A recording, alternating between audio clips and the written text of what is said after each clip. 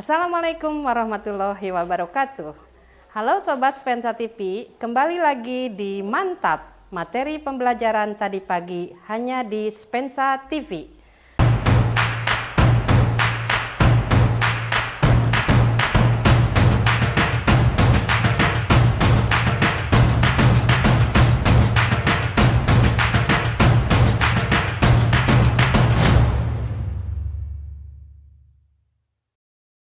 Pada video pembelajaran kali ini, kita akan belajar mengenai interaksi sosial. Interaksi sosial, konsep interaksi sosial. Kita mengenal bahwa manusia adalah merupakan makhluk sosial yang akan memerlukan kehadiran orang lain dan sangat tergantung antara manusia yang satu dengan manusia yang lain. Oleh karena itu, maka akan timbul hubungan timbal balik antara manusia yang dikenal dengan interaksi sosial. Dengan adanya interaksi sosial, maka akan terjadi saling mempengaruhi dan inilah yang dikenal sebagai pengaruh timbal balik. Jadi, definisi interaksi sosial adalah suatu proses yang mana orang-orang yang menjalin kontak dan juga berkomunikasi saling mempengaruhi pada pikiran dan tindakannya. Adapun syarat terjadinya kontak sosial, yang pertama, kontak sosial harus lebih dari satu orang. Yang kedua, adanya tujuan. Yang ketiga, adanya kontak sosial dan juga komunikasi. Kontak sosial akan terjadi jika adanya keterlibatan manusia, yang mana antara manusia tersebut saling memberikan aksi dan juga reaksi. Apakah bisa terjadi kontak sosial antara manusia dengan makhluk tak hidup? Tentu jawabannya tidak ya, karena kontak sosial itu harus dilakukan antara orang perorangan, individu dengan kelompok, dan kelompok dengan kelompok. Dan kontak sosial bisa terjadi lewat dua bentuk. Yang pertama, adanya kontak sosial secara langsung atau face to face, dan yang kedua, adanya kontak sosial secara tidak langsung atau bisa melalui media perantara, supaya orang lain mengetahui dan memahami dari pesan yang akan disampaikan. Diperlukan suatu komunikasi.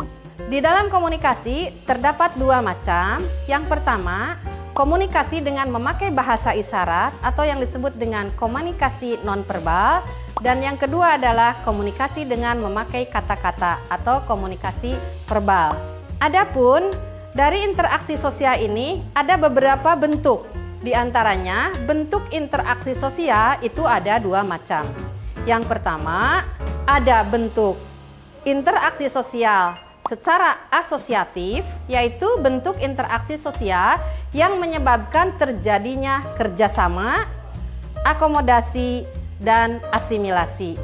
Dan bentuk interaksi sosial yang kedua adalah bentuk disosiatif, yaitu bentuk interaksi sosial yang menyebabkan terjadinya perpecahan. Bentuk interaksi sosial asosiatif yang pertama adalah kerjasama.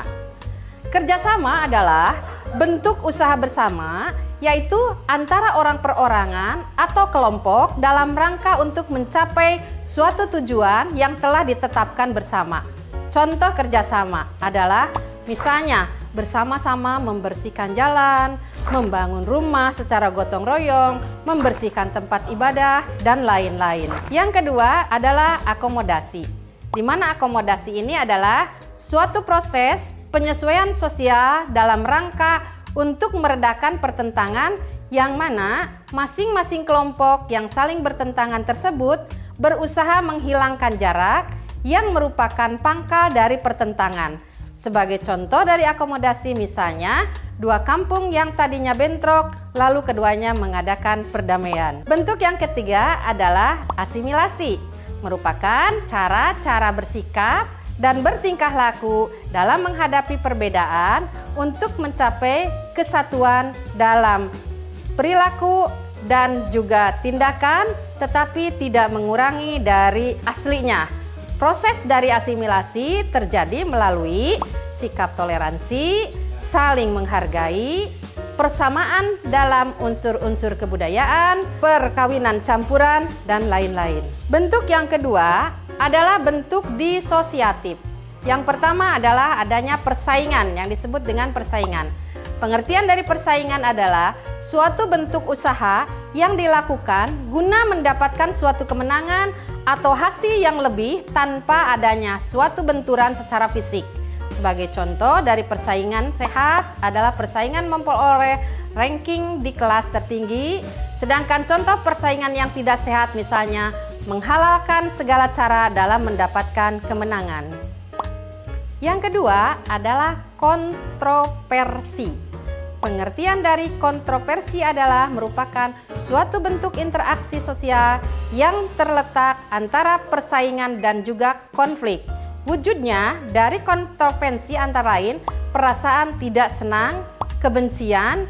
Contoh misalnya, di SMP kita, OSIS akan mengadakan sebuah acara yang mana dari kelas 7, 8, 9 itu tidak ada respon yang baik, sehingga menimbulkan kebencian atau ketidaksenangan terhadap ketua OSIS tersebut.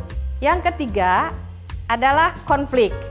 Pengertian dari konflik adalah merupakan interaksi sosial akibat dari adanya ketidaksamaan, paham dan juga kepentingan yang fundamental, sehingga menimbulkan jarak bagi mereka yang sedang berkonflik. Bagi pihak yang sedang konflik, biasanya melakukan sesuatu yang tidak wajar, atau bahkan saling menjatuhkan satu sama lain.